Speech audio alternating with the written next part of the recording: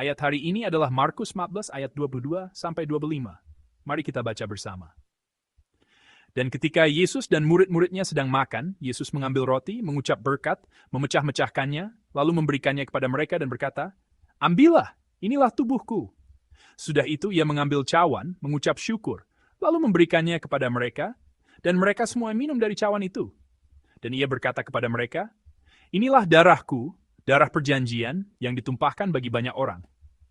Aku berkata kepadamu, sesungguhnya aku tidak akan minum lagi hasil pokok anggur sampai pada hari aku meminumnya, yaitu yang baru dalam kerajaan Allah." Amin. Saat menjalani hidup kita sering mengalami banyak keterpecahan dan kehancuran.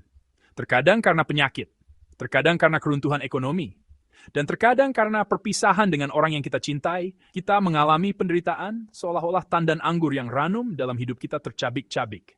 Kita mungkin bertanya, mengapa ini harus terjadi padaku? Atau, mengapa hanya aku yang mengalami ini? Ada kalanya hati kita dipenuhi dengan perasaan sesesak yang tidak dapat diungkapkan dengan kata-kata. Namun, Nas hari ini memberitahu kita bahwa kehancuran dan keterpecahan itu bukanlah akhir, melainkan sebuah proses suci untuk kehidupan yang baru. Nas hari ini adalah nas perjamuan kudus yang terkenal. Ayat 22 hingga 24 adalah firman penetapan yang selalu diumumkan saat upacara perjamuan kudus. Karena perjamuan kudus adalah upacara yang ditetapkan langsung oleh Yesus, firman ini, di mana Yesus memimpin perjamuan kudus, adalah firman yang kita dengar dan renungkan setiap kali kita mengikuti perjamuan. Namun, ayat 25 dalam nas hari ini sepertinya adalah firman yang sering kita lewati tanpa merenungkannya secara mendalam. Mari kita baca sekali lagi ayat 25 hari ini. Aku berkata kepadamu, sesungguhnya aku tidak akan minum lagi hasil pokok anggur sampai pada hari aku meminumnya, yaitu yang baru dalam kerajaan Allah. Amin. Menutup perjamuan terakhir yang kudus itu, Yesus mengakhiri perjamuan dengan janji bahwa ia tidak akan minum lagi hasil pokok anggur, yaitu air anggur. Ia berkata bahwa ia tidak akan melakukannya sampai kerajaan Allah datang. Apa artinya ini? Mari kita renungkan nas ini dengan tenang hari ini. Para ahli pembuat anggur berkata bahwa ada saat yang mereka tunggu dengan paling tegang, yaitu saat di mana pemerasan anggur dimulai setelah panen selesai. Anggur itu sendiri adalah buah-buah yang cukup manis dan lezat. Namun, agar anggur itu dapat terlahir kembali menjadi air anggur yang benar-benar berharga, ia harus melalui proses di mana kulitnya pecah dan daging jur. Oleh karena itu, para ahli pembuat anggur menyebut sari yang mengalir dari dalam anggur saat diperas, bukan sekadar cairan dari anggur, melainkan jiwa anggur. Karena itu, saat memeras anggur, ahli pembuat anggur tidak menekannya terlalu keras, juga tidak terlalu lemah. Jika ditekan terlalu keras, rasa pahit dari bijinya akan tercampur, dan jika ditekan terlalu lemah, aroma yang cukup tidak akan bisa diekstraksi. Sehingga pemerasan harus dilakukan dengan tepat. Penantian yang cermat dan sentuhan yang teliti inilah yang harus disebut sebagai rahasia pembuatan wine berkualitas tinggi. Hidup kita pun sepertinya demikian. Ketika kita dilemparkan ke dalam alat pemeras penderitaan, kita menyebutnya kehancuran. Sama seperti buah anggur yang pecah, tercabik-cabik, dan hancur, bentuknya lenyap. Kita juga seringkali terburu-buru menyimpulkan bahwa kita telah hancur di dalam alat pemeras yang disebut penderitaan hidup. Namun, petani surgawi, tuan kebun anggur, yaitu Allah, menyebut proses itu sebagai perubahan. Nas hari ini, di ayat 22, dimulai dengan ungkapan seperti ini, bukan? Ia dimulai dengan kalimat biasa. Dan ketika Yesus dan murid-muridnya sedang makan. Namun, perjamuan biasa ini adalah titik suci di mana pemerasan terbesar dalam sejarah umat manusia dimulai. Yesus tahu bahwa ia sendiri adalah tandan anggur yang akan segera masuk ke dalam alat pemeras. Karena itu, pada perjamuan itu, Yesus memecah-mecahkan roti, lalu memberikannya kepada murid-muridnya dan berkata, "Ambillah, dan inilah tubuhku." Setelah makan, ia mengambil cawan, mengucap syukur, lalu berkata lagi seperti ini. Mari kita baca bersama ayat 24. Dan ia berkata kepada mereka, "Inilah darahku, darah perjanjian, yang ditumpahkan bagi banyak orang. Amin." Di sini, ungkapan darah perjanjian adalah ungkapan yang mengingatkan kita pada peristiwa keluaran di perjanjian lama. Terus ketika bangsa Israel dibebaskan dari Mesir, ada peristiwa di mana mereka mengoleskan darah anak domba pada ambang pintu sehingga malaikat maut melewati mereka, bukan? Hari raya apa yang dirayakan untuk memperingati peristiwa itu? Paskah, bukan? Saat ini Yesus sedang makan Paskah saat mengatakan firman ini. Yesus menuangkan cawan anggur dan memberikannya kepada murid-muridnya, menyatakan bahwa ini adalah darahku, darah perjanjian. Artinya, Yesus mengungkapkan bahwa tahta adalah dirinya sendiri. Dalam tradisi Yahudi, dikatakan bahwa mereka minum 4 cawan anggur baik di atas. Setiap cawan melambangkan janji keselamatan Allah, dan salah satu makna cawan itu disebut cawan penebusan. Reformator Calvin berkata, ketika kita meminum anggur perjamuan, kita tidak hanya mengingat peristiwa masa lalu, tetapi melalui karya Roh Kudus, kita benar-benar berpartisipasi dalam daya hidup Kristus yang hadir di sini dan saat ini. Dengan kata lain, sama seperti air anggur yang masuk ke dalam tubuh kita dan diuraikan menjadi nutrisi seperti darah kita atau sesuatu di dalam diri kita, darah perjanjian Yesus mengalir melalui pembuluh darah jiwa kita. Roti dan cawan yang kita makan dalam perjamuan kudus bukanlah sekadar potongan makanan kecil, melainkan tubuh rohani Yesus, darah rohani Yesus yang diserap ke dalam diri kita sebagai makanan kudus yang dipecahkan untukku dan menebus dosaku.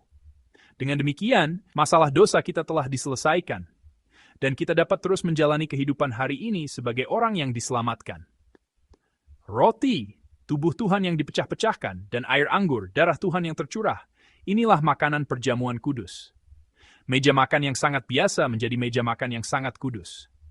Ini saja sudah merupakan wahyu yang sungguh menakjubkan. Namun, setelah membagikan makanan itu, Tuhan membuat pernyataan yang mengejutkan bahwa ia tidak akan minum lagi. Mengapa tiba-tiba ia mengatakan hal seperti ini? Itu untuk menyiratkan betapa dahsyatnya penderitaan yang akan dialami Tuhan, sekaligus menjanjikan reuni yang mulia setelah penderitaan itu. Jadi, perjamuan kudus tidak hanya berbicara tentang penderitaan tubuh Tuhan yang dipecah-pecahkan dan darah yang tercurah, tetapi juga merupakan perjamuan kudus yang mengandung kemenangan mulia di balik penderitaan itu. Kerajaan harapan yang pada akhirnya harus kita pandang, yaitu harapan akan kerajaan Allah. Penderitaan, keterpecahan, dan kehancuran yang kita alami di dunia ini adalah waktu penantian untuk sebuah awal yang baru. Sama seperti masa pemisahan kudus seorang mempelai wanita yang menantikan mempelai prianya, waktu itu sama seperti penantian seorang mempelai wanita yang menantikan mempelai prianya. Alasan kita merenungkan kematian Tuhan dan berduka selama masa prapaskah adalah karena ia dipecah-pecahkan dan dihancurkan untuk kita. Tetapi pada saat yang sama, alasan kita tidak kehilangan harapan adalah karena ia akan datang kembali dan mengangkat cawan perjamuan bersama kita. Di meja perjamuan Tuhan yang khidmat, ia sekali lagi memberitahu kita inti dari Injil, yaitu bukan hanya penderitaan dan kematian, tetapi juga kebangkitan. Oleh karena itu, ungkapan yang harus kita renungkan dengan saksama di ayat 25 adalah, sampai pada hari aku meminumnya, yaitu yang baru. Ini bukan hanya berarti akan datang kemudian secara waktu. Ini berbicara tentang hari di mana kita meminum minuman kemenangan yang secara kualitatif sama sekali berbeda, yaitu yang dinikmati setelah dosa dan maut ditaklukkan. Sesaat sebelum menghembuskan nafas terakhir di kayu salib, Tuhan menyatakan, sudah selesai, bukan? Pernyataan ini menandakan bagi kita bahwa sari anggur telah sepenuhnya diperas dan sekarang hanya tinggal proses pematangan. Orang Kristen hidup dalam waktu sudah dan belum. Tuhan sudah menang, tetapi kita masih menjalani hidup dengan menyeka air mata di dunia ini. Namun, firman Tuhan menjamin masa depan yang pasti bagi kita. Jadi, setiap kali kita mengalami perjamuan kudus, kita harus menantikan hari kemenangan meminum yang baru itu bersama dengan pengorbanan Tuhan dan yang telah menebus dosa kita, menyelamatkan, dan membebaskan kita. Seorang misionaris saat mengalami siksaan yang mengerikan di penjara Myanmar, dikatakan telah berseru seperti ini, masa depan secerah janji-janji Allah. Ia berseru demikian, karena bahkan di saat penderitaan hidupnya yang tercabik-cabik dan hancur, ia melihat air anggur baru Injil yang akan mengalir di tanah Myanmar. Masa depan secerah janji-janji Allah. Saudara-saudari yang terkasih, apakah hidup Anda terasa seperti berada di dalam alat pemeras? Apakah Anda berjalan di jalan penderitaan, di mana tubuh dan pikiran Anda tercabik-cabik dan hancur, sambil memikul beban hidup yang berat? Hidup kita harus dipecah-pecahkan dan dihancurkan bersama dengan Tuhan. Karena Tuhan telah membuka jalan kemenangan, kebangkitan, dan kehidupan baru dengan melewati salib, adalah wajar bagi kita untuk dihancurkan dan pecah-pecahkan bersamanya. Namun, yang penting adalah bahwa hari meminum yang baru itu akan segera datang kepada kita. Ketika kita tercabik-cabik dan hancur dalam hidup, itu sama sekali bukan karena Allah ingin membinasakan kita. Itu adalah proses suci untuk membentuk kita menjadi makhluk yang paling harum. Ini adalah masa prapaskah. Mari kita ingat hari ini, meja kudus dan janji pokok anggur yang dibagikan dengan para murid di ruang atas yang gelap itu 2000 tahun yang lalu.